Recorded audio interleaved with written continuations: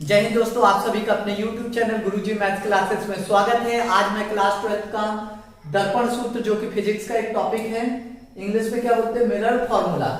Mirror formula जो है वो दो तरीके से सॉल्व किए जा सकते हैं, एक अवतल दर्पण से और एक उत्तल दर्पण से, कॉन्केव और कॉन्वेक्स मिरर। ठीक है, तो हम जो अभी कर रहे हैं वो क्या है, अवतल दर्पण, इंग्लिश में क्या बोलते हैं, कॉन्केव मिरर। हमको प्रूव क्या करना है, 1/f equal to 1/u plus 1/v। अब पेपर में आता है कि दर्पण सूत्र किसे कहते हैं, तो एफ यू वी में संबंध बताने वाले समीकरण को ही हम क्या कहते हैं, दर्पण सूत्र कहते हैं। जहां एफ क्या है, फोकस दूरी, यू क्या है, वस्तु की दूरी, और वी क्या है, प्रतिबिंब की दूरी। ठीक है, तो चलिए पहले डायग्राम बना लेते हैं। यहां देखिए मैंने एक अवतल दर्पण लिया है, एमपीएन माना, एमपीएन क्या है, एक अवतल दर्पण है। P क्या है, ध्रुव है। F क्या है, फोकस दूरी। C क्या है, वक्रता त्रिज्या या वक्रता केंद्र बोल सकते हैं। मुख्य अक्ष के, देखो ये मुख्य अक्ष है, इसके लंबवत एक वस्तु रखी हुई है, ये हमने वस्तु रख दी, मतलब ये वस्तु क्या हो गई, A और B। इस वस्तु से एक किरण जाती है और वो फोकस से क्या होती है, परावर्तित हो जाती है। मतलब एक किरण मुख्य अक्ष के समांतर आपतित होती है और फोकस की ओर परावर्तित हो जाती है। ठीक है, मतलब यहां से ये जा रही थी और ये नीचे की तरफ आ रही। ठीक, यहां तक समझ में आ गया। अब हमको क्या करना है, दूसरी रेखा जो है, मैं सी थोड़ा यहां बना देता हूं ना, ये सी। अब क्या करना है, इसी जो ए है उसी से हम क्या करेंगे, एक रेखा और ड्रॉ कर देंगे जो कि कहां जाएगी, दर्पण पे टकराएगी और टकरा करके वापस उसी मार्ग में लौट जाएगी। मतलब ये इस डायरेक्शन में आई थी और इस डायरेक्शन से वापस लौट के चली गई। ठीक है, अब देखो जहां पे इन दोनों का कटान बिंदु मिला, ये बिंदु मिला बेटा, इस पे क्या करेंगे, एक उल्टा प्रतिबिंब बना देंगे। तो यहाँ ए बी है, तो ये उल्टा प्रतिबिंब कितना हो जाएगा, बी डैश ए डैश, कितना हो जाएगा, बी डैश ए डैश। ये प्रतिबिंब मिल गया। अब आप उसके बाद हम क्या करते हैं, इस पे भी एक लंब डाल देते हैं, लंब डाल दिया, इसको नाम क्या दे दिया, क्यू नाम दे दिया। बस अब अपने को कुछ नहीं करना है, सब कुछ बन चुका है यहाँ पे। ठीक है, अब आप देखो यहाँ पे आपके पास दो त्रिभुज दिख रहे हैं। कौन सा, एक त्रिभुज ये वाला दिख रहा आपको, ठीक, और दूसरा त्रिभुज आपको कौन सा दिख रहा, ये वाला। ठीक है, ये एक त्रिभुज, ये दो त्रिभुज हो गए बेटा। मतलब ये दो त्रिभुज के माध्यम से हम इस चीज को प्रूव करके दिखा देंगे। ठीक, चल तो स्टार्ट करते हैं। देखो यहाँ पे ये दो त्रिभुज कैसे दिख रहे हैं, समरूप दिख रहे हैं। क्या दिख रहे हैं, समरूप। और समरूप की शर्त क्या होती है, तो समरूप की शर्त ये होती है कि उनके बीच का जो कोण होता है वो बराबर होता है। और समरूप त्रिभुज हमेशा दो त्रिभुज को बना के ही बताया जा सकता है। ठीक है, तो दो त्रिभुज, इसलिए हम ये दो त्रिभुज साथ में ले रहे हैं और ये दो त्रिभुज साथ में ले रहे हैं। अब आप देखो यहाँ पे ये कैसा दिख रहा, 90 डिग्री, तो ये भी कैसा दिख रहा, 90 डिग्री। इसका एंगल अगर बात करें, इसका जो एंगल है इसके एंगल के बराबर है, बिल्कुल है। मतलब ये कैसे हो गए, समरूप त्रिभुज हो गए। और यहां भी बात करें तो ये क्या हो गया, 90 डिग्री, इनके कोण भी बराबर हो गए, तो ये भी कोण बराबर हो गया और ये क्या हो गया, 90 डिग्री। तो इसके हिसाब से हमने क्या बोल दिया, त्रिभुज कैसे हैं, समरूप हो गए। चलिए अब लेके सॉल्व करते हैं इसको। पहले हम क्या ले लेते हैं, त्रिभुज ए बी सी और त्रिभुज A dash B dash C, A dash B dash सी समरूप है, समरूप त्रिभुज है, समरूप त्रिभुज है। ठीक है, तो देखो इसका लंब कितना है, ए बी, तो हमने यहां पे क्या लिख दिया, ए बी। इसका लंब कितना है, ए डैश बी डैश। इसका आधार कितना है, बी सी। इसका आधार कितना है, बी डैश सी, ये इतने वाले भाग की चल, देखो पहले ये हो गया, फिर ये वाला भाग हो गया, ये वाला भाग लिख दिया, इसको दे दिया हमने समीकरण 1। ठीक है, यहां तक समझ में आ गया। अब इसी प्रकार हम कौन सा त्रिभुज ले रहे बेटा, A dash B dash F M Q F. तो देखो त्रिभुज एम क्यू एफ और ए त्रिभुज A dash B dash F क्या है, समरूप है। क्या है, समरूप है। ठीक है, यदि समरूप होगा तो फिर से ये इसका लंब, ये इसका लंब, ये इसका आधार, ये इसका आधार। तो देखो इससे क्या हो गया, एम क्यू बटे ए डैश बी डैश बराबर ये हो गया एफ क्यू, और यहां पे क्या हो गया, बी डैश एफ। अब चूंकि अगर आप देखो एम क्यू किसके समानता दिख रहा, ए बी के दिख रहा, तो हम क्या लिखेंगे, चूंकि एम क्यू इक्वल टू क्या है, ए बी, तथा एफ क्यू, ये जो एफ क्यू है तो इस क्यू की जगह हम पी ले सकते हैं क्योंकि द्वारक क्या है, छोटा है। तो तथा F Q equal to F P, तो हम यहां पे मान रख देते हैं। तो हमारा क्या मान आ गया बेटा, देखना अच्छे से, एम क्यू की जगह क्या आ जाएगा, ए बी। तो ये हो गया ए बी बटे A dash B dash equal to, ये कितना हो गया, एफ क्यू की जगह क्या रख दिया, एफ पी, और ये कितना हो गया, बी डैश एफ। अब आप देखो ये हो गया हमारा समीकरण नंबर 2।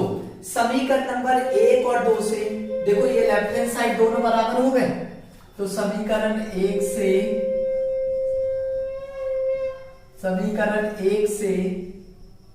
ए बी बटे ए डैश बी डैश का मान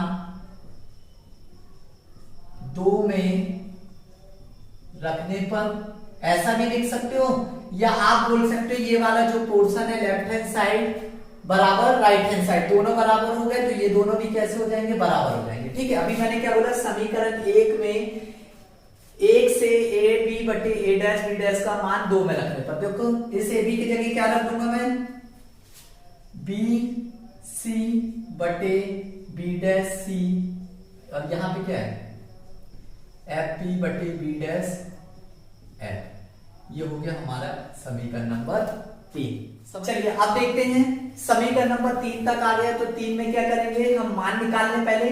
तो देखो सब कुछ हमको ध्रुव से देखना है, बस यही एक वैल्यू जो ध्रुव से है, बाकी 3 मान ध्रुव से नहीं है, मतलब हमको निकालने पड़ेंगे।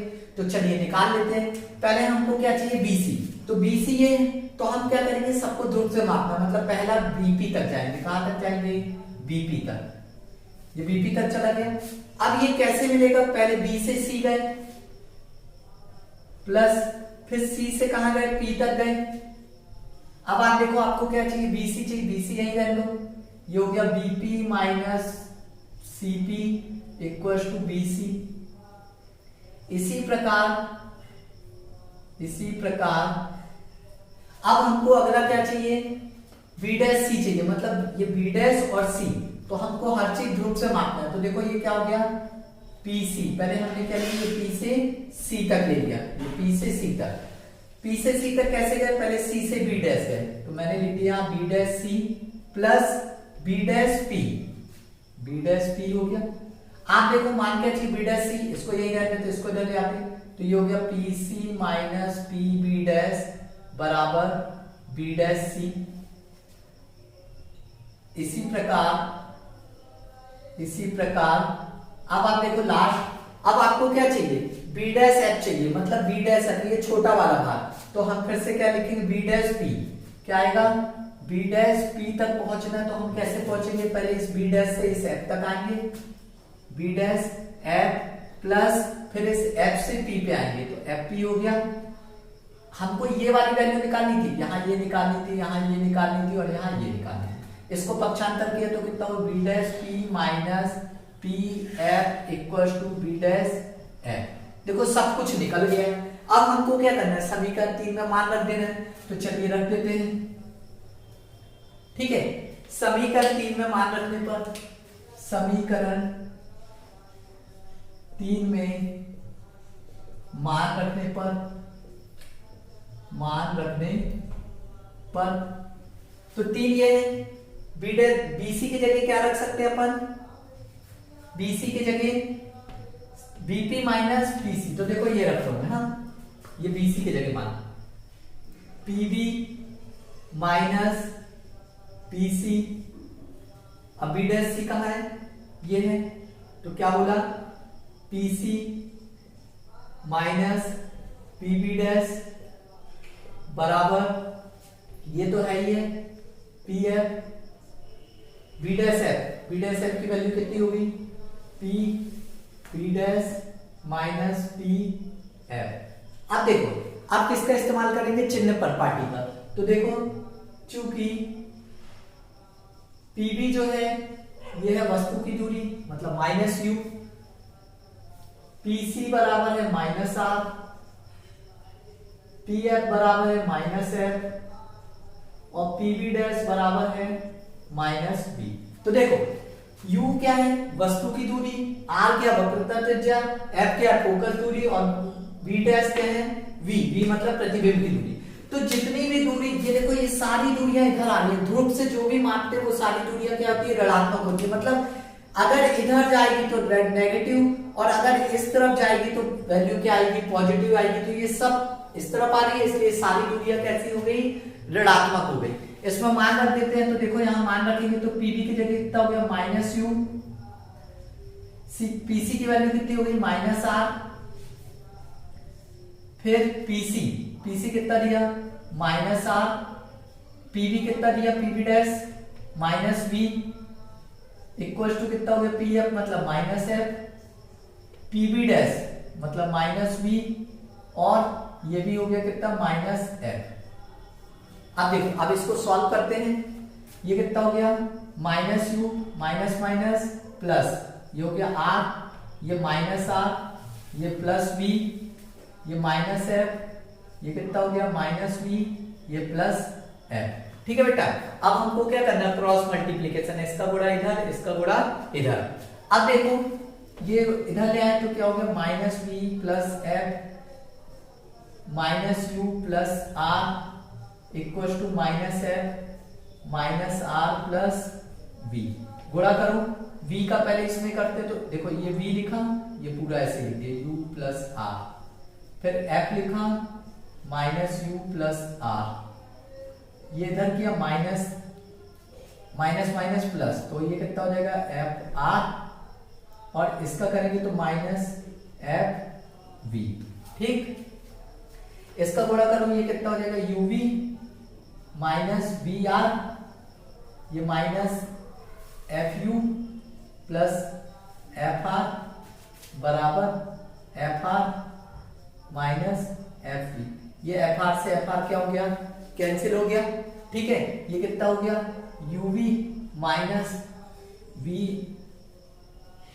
एफ यू, इसको इधर ले आए तो प्लस एफ वी बराबर क्या हो गया, 0 हो गया। अब आप देखो यहां पे एक चीज देखना, यहां तक हो गया। चलिए अब आगे देखते हैं, यहां पे क्या, इसको जमा लो पहले बेटा, uv minus F u minus v r plus f v equal to 0। अब देखो आपने एक पढ़ा था, चूंकि जो आर होता है वो 2f के बराबर होता है।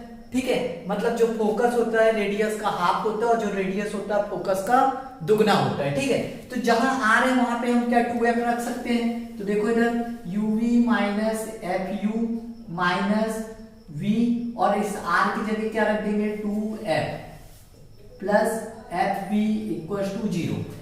अब यहां पे क्या हो जाएगा, uv तो था ही, ये माइनस ये भी था, एफ यू ये कितना हो जाएगा minus 2v f plus f v equal to 0।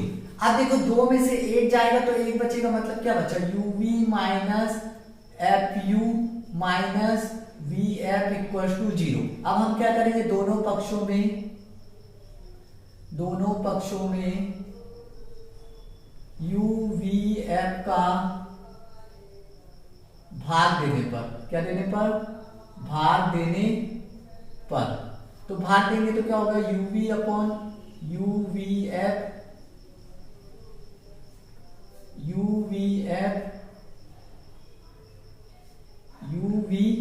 और 0 को भाग देने से कोई मतलब नहीं, वो इतना ही रहेगा। आप देखो यहाँ पे यूवी से यूवी कट गया, मतलब क्या है 1 अपॉन एफ, ये यू से कटा है, ये एफ से कटा है, तो कितना है 1 अपॉन वी, ये वी एफ से वी एफ कट गया, ये माइनस 1 अपॉन यू बराबर 0, माइनस को पक्षांतर कर दो तो 1 अपॉन एफ बराबर, ये दोनों उधर जाएगा तो 1 upon u plus 1 upon v. यही चीज क्या करना था हमको, प्रूव करना था। समझ में आ गया? ठीक है, इसको अच्छे से एक बार देख लीजिएगा और कर लीजिएगा। Thank you for watching this video.